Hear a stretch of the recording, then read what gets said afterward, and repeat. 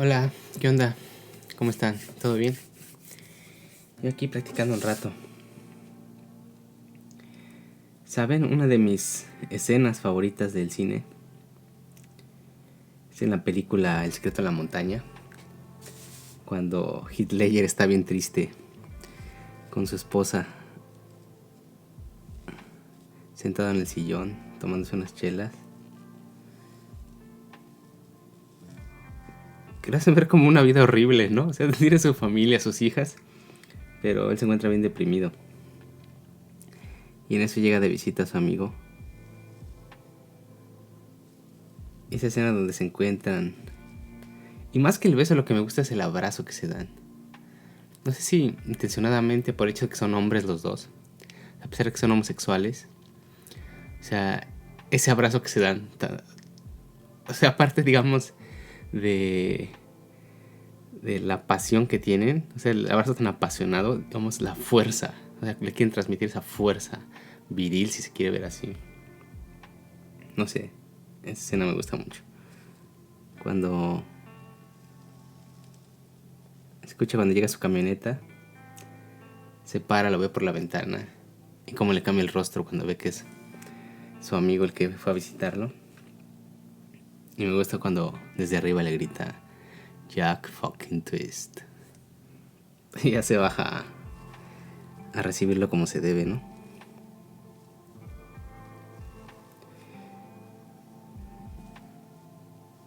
Claro, digamos que como en los posts de Facebook, o sea, termina mal, ¿no? Esto es esa relación entre Ennis y Jack Twist. Creo que precisamente uno lo acaban matando, ¿no? Por ser homosexual.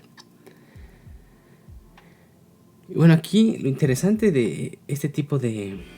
que ya se le conoce como un subgénero o como un género, digamos, tanto en cine como en literatura, el género LGBT, bueno, digamos de arte en general. Es que la mayoría de ellos se trata, y claro, no se puede tratar de otra manera siendo como las normas sociales como en las que vivimos, pero en la mayoría se trata, digamos, desde un punto de vista de un amor que va a contracorriente con respecto a las normas, digamos, morales, sociales, religiosas, ya establecidas. Claro, estamos hablando específicamente de Occidente y en el siglo XX, XXI, ¿no? Bueno, por lo menos las obras que le digo más recientes. Y aquí les digo, esto me llama la atención porque no se puede desligar esta cuestión de que sea una relación prohibida, una relación no aceptada, una relación, digamos, que no se puede expresar libremente y que es un componente que está, digamos, no se puede desligar de estas relaciones homosexuales. Y lo interesante sería ver cómo se darían estas relaciones homosexuales. Bueno, aquí claramente no estoy hablando solo de relación entre hombre, como el del secreto en la montaña, sino, digamos, cualquier tipo de relación no convencional. Digo, lo que se me haría interesante es ver cómo se desarrollarían estas relaciones homosexuales si fuesen socialmente aceptadas. O sea, si desligamos ese componente, digamos, de prohibición, de pecado, ¿habría alguna diferencia entre cómo sería la dinámica de una relación entre dos sujetos homosexuales si fuese totalmente aceptado? O sea, habría un componente diferente el hecho de que se relacione con una mujer a que se relacione con un hombre. Yo creo, si tuviésemos que irnos hacia atrás y tratando de entender, digamos, estas relaciones homosexuales, y aquí otra vez principalmente entre hombres, supongo que es porque a pesar de que en algún momento de la historia estas relaciones homosexuales sí fueron aceptadas, digamos que había otro componente que era el de digamos, las sociedades patriarcales o las sociedades dominadas por el hombre, digamos, tanto económicamente como políticamente, ¿no? Entonces, pues sí, a pesar de que en algún momento estas relaciones homosexuales fueron socialmente aceptadas, en la mayoría de relaciones homosexuales entre hombres, digamos que la mujer era relegada a segundo plano. Claro, hay sus excepciones notorias, ¿no? Pero, digo, si tuviéramos que irnos hacia atrás, por lo menos en las sociedades occidentales, en las civilizaciones occidentales, pues yo creo que tendríamos que irnos hasta la Grecia antigua.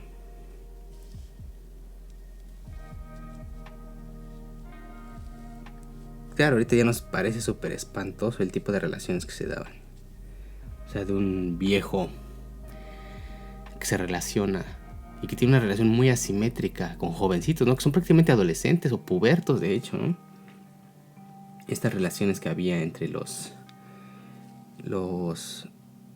personas ya adultas en la Grecia antigua.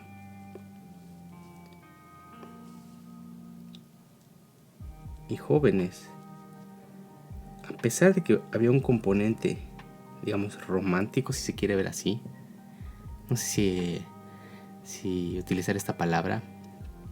Pero bueno, digamos una relación afectuosa. Digo que era principalmente asimétrica porque los beneficios que obtenían las dos partes de esa relación pues eran totalmente diferentes, ¿no? Creo que les platicaba la vez pasada con respecto a cómo en relaciones en la Grecia antigua, pues sí, el beneficio que obtenía la persona mayor pues era puramente carnal, ¿no? Bueno, diría yo que en su mayoría, mayormente carnal, ¿no? Es el placer sexual puramente del jovencito. Claro, supongo que también quería que lo apapacharan de vez en cuando, ¿no? Digamos, este componente afectuoso. Pero por otra parte, o sea, a pesar de que era socialmente aceptado, supongo que al chavo pues, no le hacía tanta gracia tener que relacionarse físicamente con una persona mayor. Con mayor me refiero a no mayor de edad, digo, mayor de 18 años, ¿no? Podía llegar a ser un viejo. Pero claro, los beneficios que obtenía eran totalmente diferentes. Principalmente, digamos, era una manera de ser introducido en la sociedad. Digamos, de ir ganando un lugar como ciudadano, ya sea para desempeñar cargos políticos, por ejemplo, ser entrenado en la guerra. Hay muchos ejemplos. De hecho, hasta hay un caso muy curioso que es hasta como retratado de manera cómica, ¿no? Casi caricaturesca, en uno de los diálogos platónicos, cuando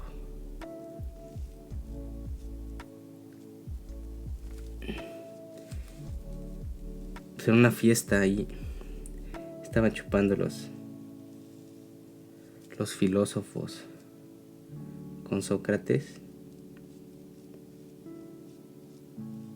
Pues así de la nada llega un jovencito, digamos el más guapo de todo el pueblo.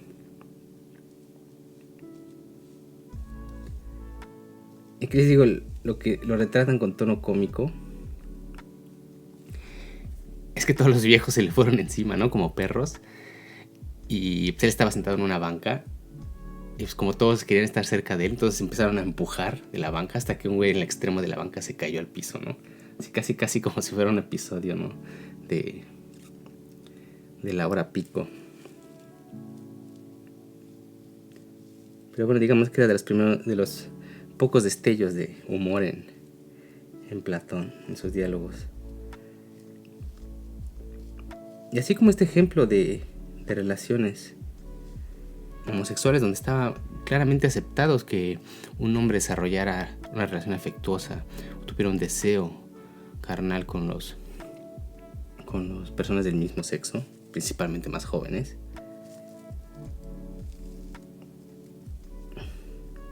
Digo, hay muchos ejemplos que podemos mencionar. Por ejemplo, en este caso que les digo del diálogo platónico, Alcibíades, que después llegó a ser un importante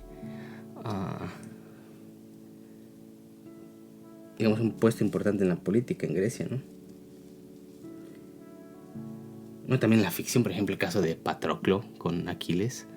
También sería este caso de cómo, aquí un poco diferente, no tanto de introducirlo en sociedad, de introducirlo en la política, digamos, generarse conexiones, sino también esta relación asimétrica entre una persona mayor, ya más experimentada, con un chavito, a la cuestión de adiestrarlo militarmente. También estos efebos, que actualmente ya esta palabra de febo nos suena así como estos chavitos que eran usados como para satisfacer sus deseos sexuales por personas mayores. Pero bueno, febo simplemente significa una persona joven, ¿no? Digamos de un adolescente. Que hacía las veces de escudero. O sea, y entonces el guerrero, ya adiestrado, lo que hacía pues, era entrenarlo prácticamente, ¿no? Les enseñaba, digamos, la vida militar.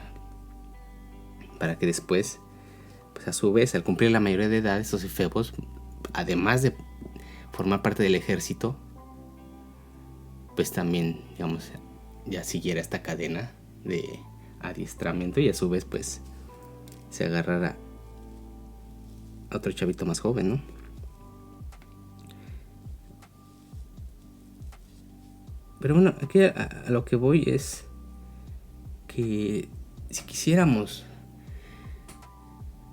ver cómo se desarrollan estas relaciones homosexuales, digamos, en un contexto donde estuvieran socialmente aceptadas, a lo mejor sería curioso ver las dinámicas de relación con hombres, hombres con mujeres, cómo,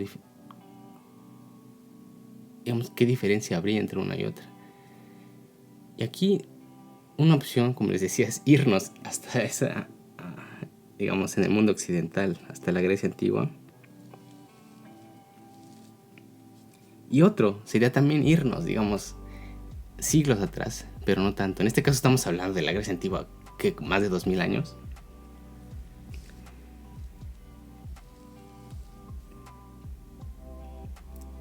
Pero la otra opción también, donde podemos, digamos, ver un poco más de cerca este tipo de relaciones homosexuales, principalmente entre hombres, es precisamente en Japón. Y aquí es algo curioso porque, o sea, las vistas,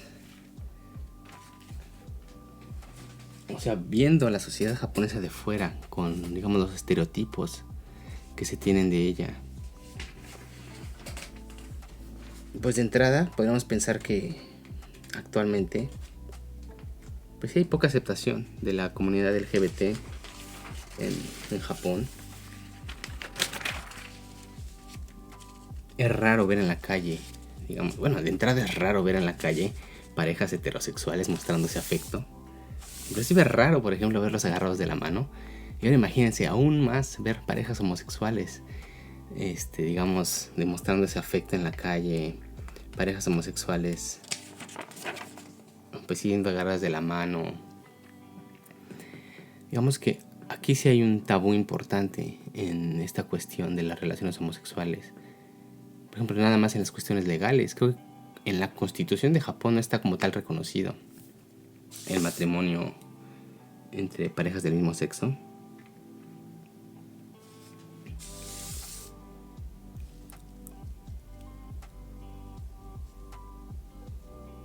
Creo que depende también de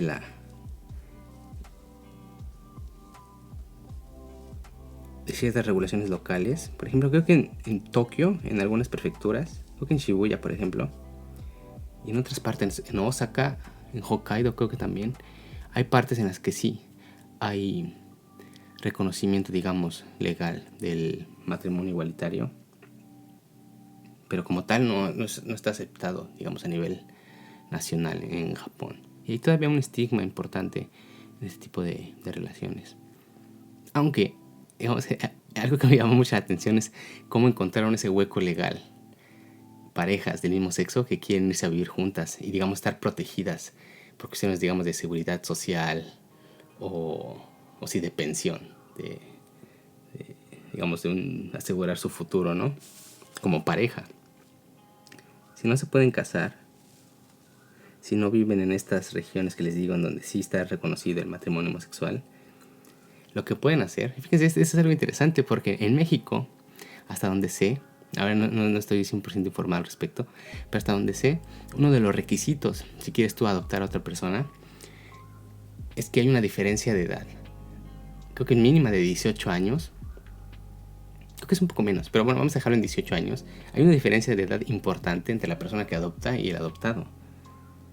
Esto es obviamente para evitar que haya una relación, digamos, de amorosa, relación entre el que adopta y el adoptado. Así tipo Brazers, ¿no? Entre el padrastro y el hijastro.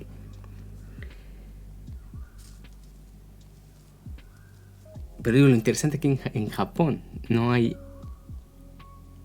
digamos que hasta eso es más fácil adoptar a tu novio que casarte con él. Entonces lo que puedes hacer es, si quieren vivir juntos, si quieren tener, digamos, formar parte de una misma familia, estar protegidos en cuestión de seguridad social, en vez de casarte con tu novio, lo que puedes hacer es que el más grande adopta al más pequeño y ya pues, es su hijo adoptivo, entre comillas. Pero pues realmente están teniendo otro tipo de dinámica familiar, ¿no? Pero bueno, son estas, digamos, huecos legales a los que se tiene que recurrir hasta que se adopte este tipo de matrimonio igualitario. Digo, es raro ver ese tipo de... llegaría a decir hasta contradicciones. O sea, a pesar de que hay un gran tabú todavía en estas relaciones homosexuales, que hay, digamos, poco avance en cuestión de derechos en la comunidad LGBT, pero si tú vas a una librería más o menos grande y vas a la sección de cómics,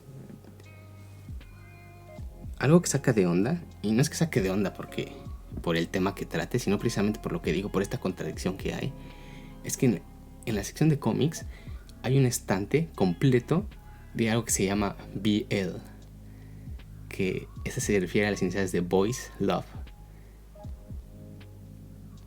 Y son cómics, o sea, es un estante completo de cómics que la trama gira en torno a una relación entre hombres. O sea, y pues sí, o sea, en su mayoría ves las portadas y son... Es raro porque ves el estante y es todo rosa. Las portadas utilizan una paleta de color pastel, rosa en su mayoría. Y pues sí ves en la portada pues hombres, digamos, afeminados, si quiere ver así.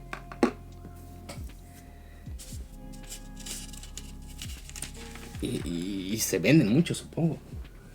Digo, hay estanterías completas al respecto. Y por ejemplo, otra cosa también, si vas a Shinjuku, de Kabukicho, que es una calle, digamos, como donde hay muchos bares, hay muchos lugares de entretenimiento para adultos, ves, además de los bares de chicas, donde puedes ir tú a tomar mientras platicas con las chavas que te sirven ahí, de hostes se llaman. Hay muchos bares también, pero de host hombres, y se llama hosto. Entonces estos hosto lo que son es la contraparte masculina de estos bares de chicas. Entonces ahí van las mujeres y pues pueden tomar y platicar pues, con chavitos. Entonces la mayoría son chavos. Supongo que debe haber cierta legislatura al respecto. Supongo que deben ser mayores de edad. Pero o sea, son chavos que apenas llegaron a la media edad, 18, 19, 20 años. O sea, se ven súper chavos. Y tú ves, es algo raro. Porque, claro, los estándares de belleza son un tanto diferentes en Japón que en los países occidentales. Pero tú ves los anuncios de estos hostos y son... O sea, sí, es raro porque, les digo, los estándares de belleza son totalmente diferentes. O sea, uno se pensaría que serían así güeyes los que atraen a las mujeres. O sea, súper mamadísimos o con barba, bronceados, así con rasgos definidos. No sé, ya se imaginan más o menos a qué tipo de hombre me estoy refiriendo. Pero no, si tú ves estos anuncios de los hosto, pues son chavos súper afeminados, súper maquillados, súper delgaditos, o sea... Y aquí la cuestión es que no son abiertamente, digamos, un servicio para gays, no son, digamos, lugares para gente que vaya buscando un tipo de relación homosexual, pero digamos que de manera encubierta. Y hasta eso es algo raro porque a partir del coronavirus, o sea, cuando cerraron muchos de estos negocios por cuestiones de la pandemia, para evitar que fueran a bancarrota y también para, o sea, individualmente los que trabajaban como host, estos hosto, pues ya no tenían ingresos. Entonces lo que hicieron muchos, digamos que empezaron a dar servicios también, no solo para mujeres, sino también para hombres.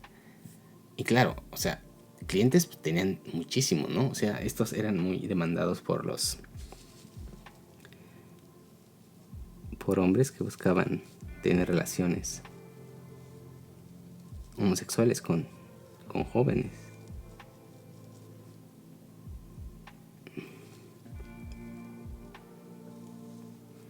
Digo, es una gran contradicción este tipo de, digamos, de cara a la sociedad, como hay ciertos tabúes, como ciertas todavía, digamos, inhibiciones. Pero por otro lado, o sea, les digo, estos cómics que están a la vista de todos, o sea, no es que entres tú a un lugar, digamos, aislado, o sea, está el anaquel ahí a la vista de cualquiera, de estos de los Boys Love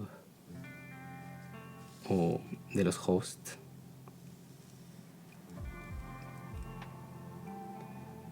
Aquí, esto fenómeno, digamos, en que se tuvo que estigmatizar, se tuvo que crear un tabú al respecto de las relaciones homosexuales, es algo relativamente reciente en Japón. Yo creo que no tiene más de 150 años. Esto ocurrió a partir de, y si sepan, Tokio, que antes se llamaba Edo, que digamos que a pesar de que estaba todavía el emperador, de que existía la figura de emperador como tal, el que tenía el poder fáctico no era el emperador, era lo que se llamaba como el shogun. Entonces, cuando se le regresó el poder al emperador, que es como la restauración Meiji, que fue a finales del siglo XIX, es cuando Japón de nuevo abrió sus fronteras al extranjero.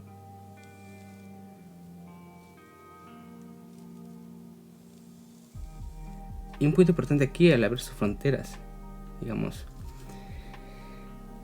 es que no nada más fue cuestiones comerciales, sino hubo un intercambio cultural importante en el cual Japón, al tratar de emular ciertas cuestiones sociales de países de Occidente, también adoptó muchas cuestiones morales.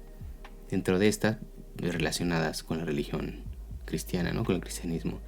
Entonces, a partir de esta restauración a finales del siglo XIX a la fecha, pues hubo una gran, digamos, estigmatización de las relaciones homosexuales entre hombres.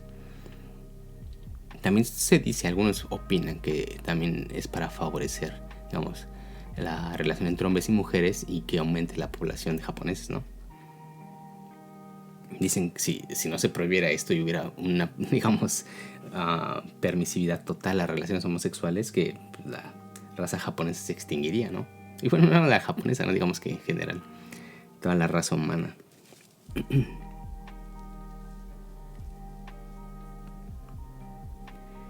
Les digo, es algo reciente, porque antes de que ocurriera esta restauración Meiji, y principalmente en este periodo Edo, cuando la capital ya se había trasladado a Tokio, había un fenómeno interesante que es precisamente esta cuestión de la dinámica de relaciones homosexuales y que es muy parecidísimo, o sea, se parece muchísimo, casi calcado al tipo de dinámica que existía en la Grecia antigua. De hecho, hasta coinciden exactamente las edades en las que, digamos, se podía relacionar una persona joven con una persona más adulta. Entonces, muchos de estos, digamos, testimonios, mucho de esta información que se tiene al respecto de cómo se daban ese tipo de relaciones, se puede leer en un libro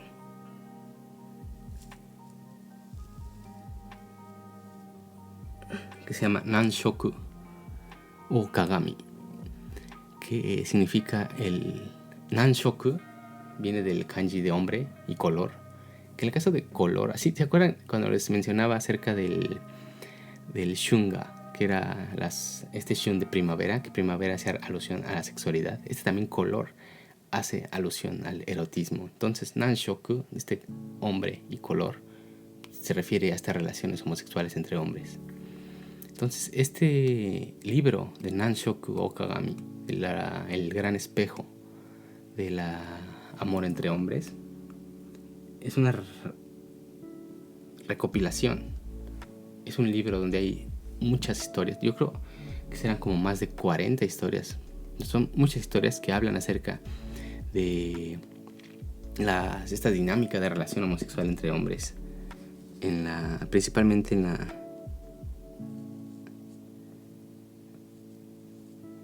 era Edo,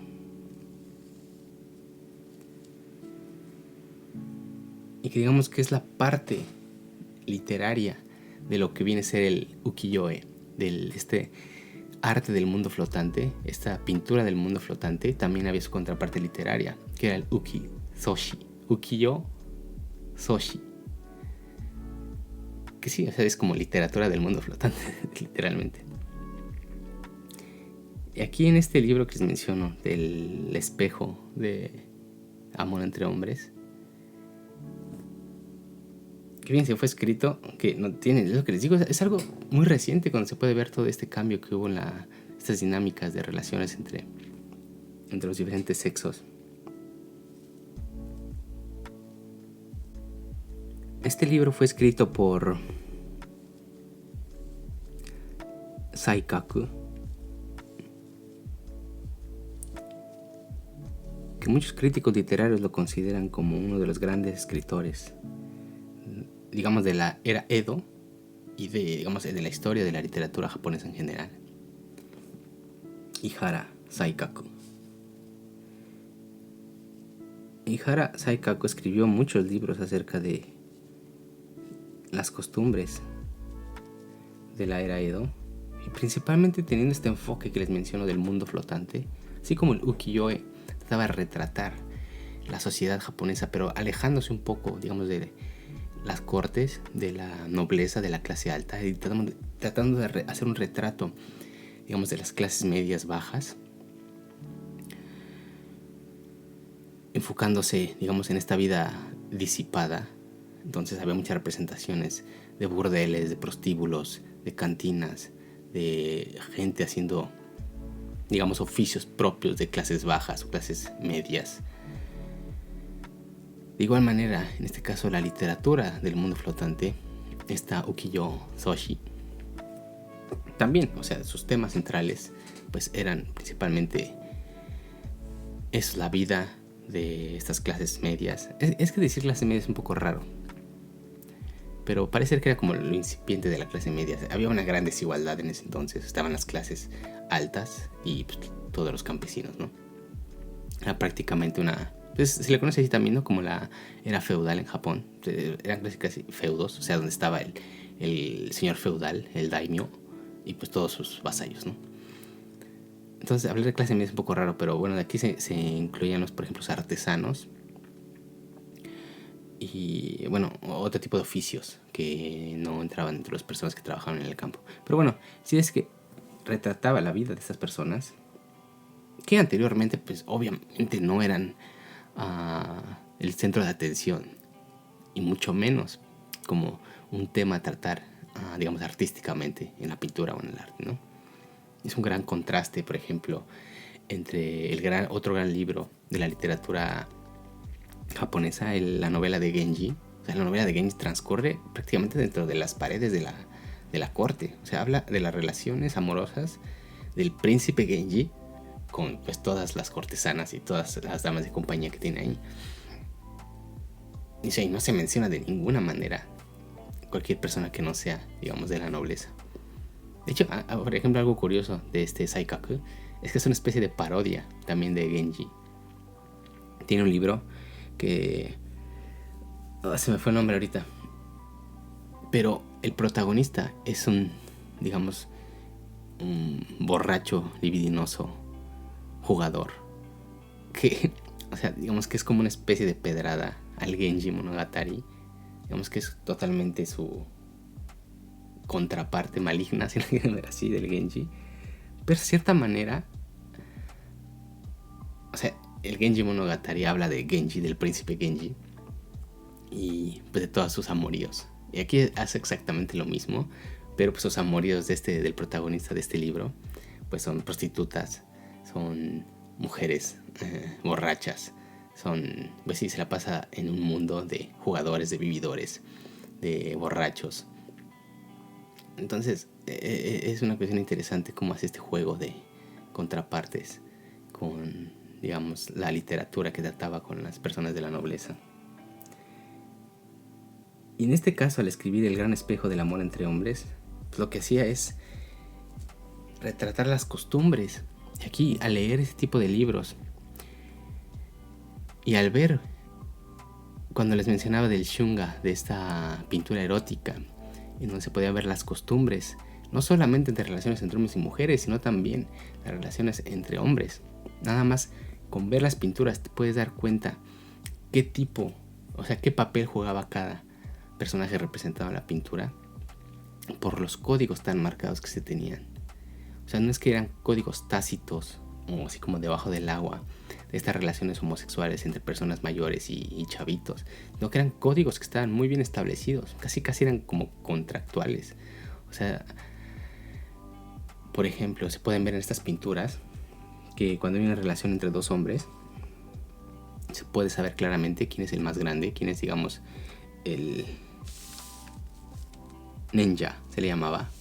Este ninja viene del como hombre mayor, entrado en años, porque en ese entonces, cuando los hombres adquirían la mayoría de edad, principalmente si eran de la clase guerrera, de los samuráis, se rapaban la cabeza y se dejaban solo una colita. Se lo pueden ver en cualquier película de estas de samurái, están todos rapados y tienen una colita así como amarrada aquí enfrente. Entonces eso era un distintivo de que ya habían entrado a la edad adulta. De hecho, es una ceremonia que todavía, bueno, no como tal, no nos rapan aquí, pero es una ceremonia que todavía se le conoce aquí en Japón como, pues sí, la ceremonia de la mayoría de edad, que es a los 18 años.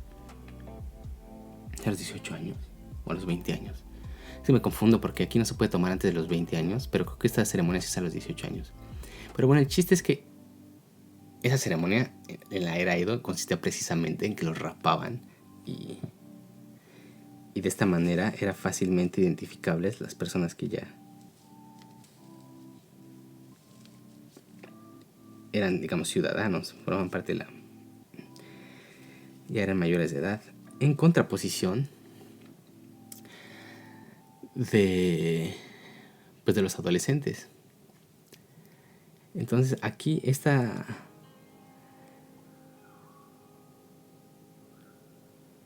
les digo, si ven esa pintura del hombre rapado con la colita y ven que está otro chavo, aquí se puede identificar este joven porque tiene el cabello largo y solo tiene ciertas áreas de la cabeza que están rapadas.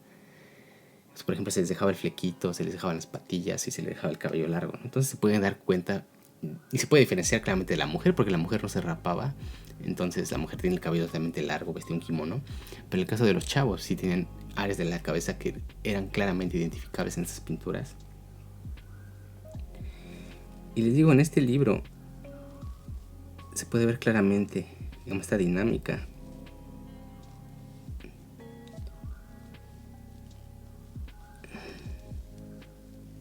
Entre el ninja, la persona mayor. Me faltó aquí un cachito. Y el wakashu. Este waka es de joven, o sea, como los jovencitos. Y les digo, los códigos tan establecidos que existían ahí, o sea, eran tan marcados que inclusive tenían un nombre. Así como el Bushido, que era como, digamos, el código samurái. Este era el Wakashu-do, o sea, como el camino del jovencito, ¿no? Les digo, estaba tan claramente establecido cuál era la dinámica que se tenía que tener. Y claro, aquí es casi calcado al tipo de relaciones que existía en la Grecia antigua. O sea, el principal motivador para que un hombre mayor, digamos, adoptara se relacionara con estos wakashi, con los jóvenes, pues sí, era principalmente afectuoso, para tener una relación, digamos, carnal, pero también, sí, afectuosa. O sea, les digo, aquí tenemos que tener en contexto que estas relaciones entre hombres no estaban para nada, no era para nada un tabú, no estaban estigmatizadas, no estaban prohibidas. Entonces, inclusive muchos hombres las preferían, aunque no fuesen, digamos, estrictamente homosexuales, aunque fuesen, llamémosle en los términos actuales, bisexuales, preferían relacionarse con jóvenes que con mujeres. Inclusive las personas que estuviesen casados y con hijos.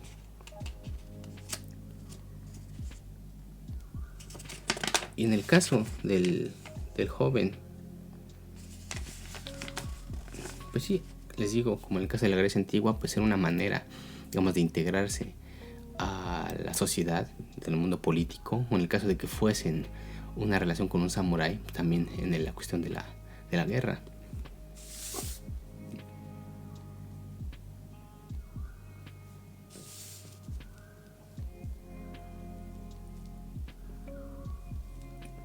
Y claro, no se puede desligar de, digamos, los ambientes en los que se desarrollaban este tipo de relaciones.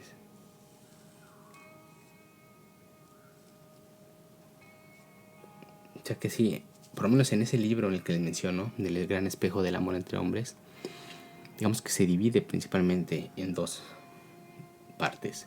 Uno, digamos que es el amor entre guerreros. Esto que les digo, la relación que existe entre un samurái y su escudero, en el cual sí hay una relación afectuosa. Y digamos que casi, inclusive, digamos que tenían que firmar como un contrato. No era un contrato como tal, así digamos que estuviese que se pudiese llevar a juicio. Pero sí, digamos que sus votos de fidelidad. Porque esa es otra.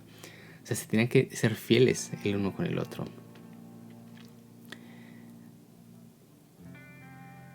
Y en ese caso la relación entre el samurái y su escudero, su acompañante.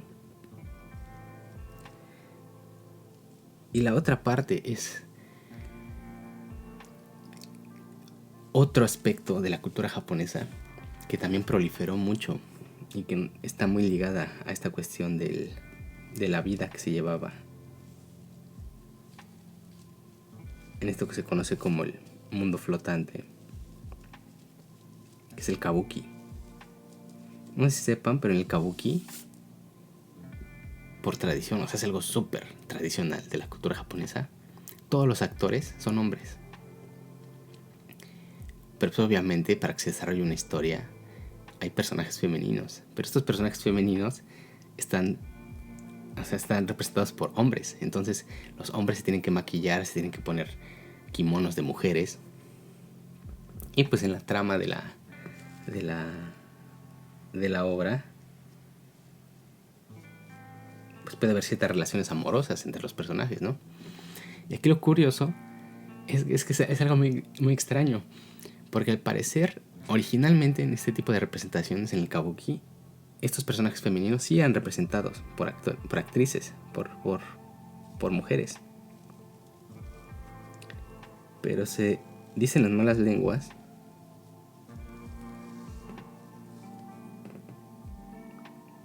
que como muchas de estas representaciones eran atendidas por samuráis, por guerreros, si a un guerrero, si a un samurái le gustaba la actriz, digamos, del momento, la estrella del momento, luego podían ocurrir peleas entre samuráis para ver quién se quedaba con el amor, digamos, de la actriz, ¿no? Entonces, ustedes se imaginarán, o sea, en ese entonces cómo se armaba un gran desmadre con los samuráis que cargaban espadas, todas las peleas y el desorden que se armaba para ver con quién se quedaba con la actriz. Que lo que hicieron es que prohibieron que las mujeres salieran a escena precisamente para evitar este tipo de peleas. Entonces se transformó en que hubiese puros hombres en el escenario y también los hombres representaran papeles femeninos. Pero parece que el tiro le salió por la culata, porque ahora lo que ocurría es que se armaban el mismo tipo de desmadres, el mismo tipo de peleas entre samuráis para ver quién se quedaba con el amor, con los favores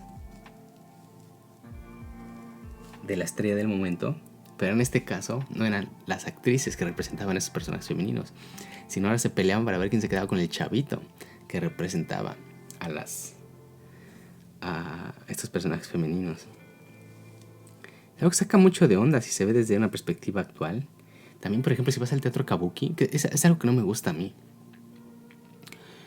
No por una cuestión, digamos, de como tal, que sea representada por hombres, sino que ves, o sea, si te sientas hasta atrás, ahora porque son súper caros los boletos para ir a kabuki. Entonces cuando fui, te sientas hasta atrás y ves de lejos cuando sale el personaje femenino. Sale con unos mega taconzotes, unas plataformas, unos zapatotes así de este vuelo de suela, con unos kimonos súper bonitos. O sea, ves los patrones de la tela, la iluminación, la música. Y si la escenografía la ves de lejos y tú ves solo una cara blanca, con los labios rojos, las cejas negras, con el cabello largo, con este kimono que te digo tan bonito, con unos zapatotes. O sea, es impresionante, o sea, es cautivadora la escena. Pero si ves un poco más con cuidado, o vas al panfleto y ves quién está representando a ese personaje femenino que te puede haber cautivado, ves que es un viejito. Entonces eso se saca mucho de pedo. Dices así como que te estabas enamorando de un viejito, ¿no? Supongo que es algo muy embebido en la tradición japonesa. Pues sí, hay muchas personas mayores que representan papeles en el teatro kabuki. Pero bueno, no hay que olvidar que en ese entonces, o sea, cuando el kabuki digamos que estaba en su apogeo, los actores eran como las estrellas, o sea, eran las estrellas de Hollywood en ese entonces. O sea, digamos que era el no va más de la farándula, pues ser un actor principal en el teatro kabuki. Entonces imagínense ser un actor principal del teatro kabuki que representa un personaje femenino y aparte ser un chavito bien parecido. Pues obviamente había muchos güeyes que querían relacionarse con esas personas. Dentro de ellos, pues como les decía, samuráis. Y pues igual, aunque cambiaron las mujeres por hombres, se siguen armando los mismos desmadres, las mismas peleas, las mismas, pues sí, malentendidos, para ver quién se quedaba ahora con el chavito, ¿no? Está súper rara toda esta cuestión, si se ve desde, digamos, la perspectiva actual. Pero es interesante ver cómo se daba esta dinámica de relación entre hombres. Cómo, les digo, se daban esos acuerdos, estos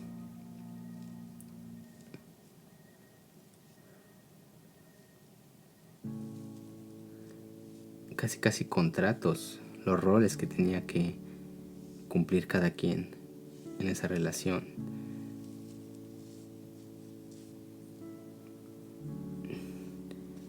Una vez que el adolescente llegaba a la mayoría de edad y le rapaban la cabeza, digamos que ya tenía prohibido seguirse relacionando con personas mayores. Entonces lo que hacía es que él, así como los efebos cuando cumplía la mayoría de edad, así igual, él tenía que ahora a su vez pues conseguirse a otro wakashi, a otro chavito, pues para guiarlo en este camino, en este caso ser samurái, el camino de, digamos, de la vida castrense.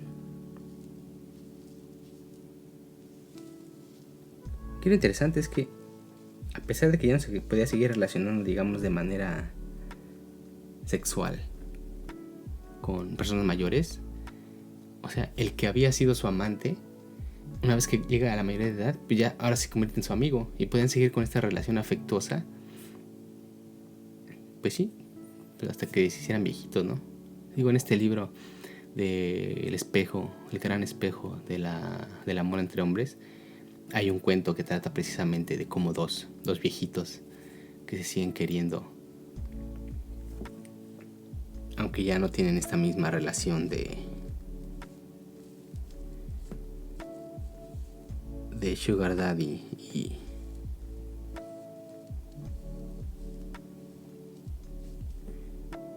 y de amante, ¿no? Chequen ese libro, está súper interesante. Desde la introducción. Fíjense, está traducido al español. Lo pueden encontrar en español. No sé qué tan difícil sea encontrarlo.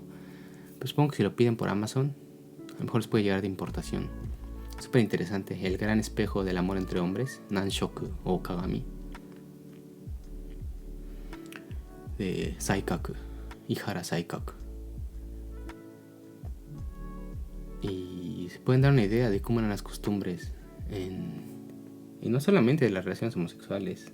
Muchas novelas, muchos libros de este mismo autor pues tratan de relaciones entre hombres y mujeres, relaciones lésbicas también.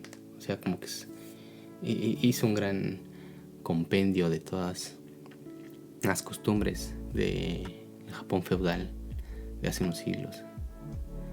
Entonces, pues si tienen la oportunidad de checar toda esa onda, es muy interesante viéndola desde la perspectiva actual.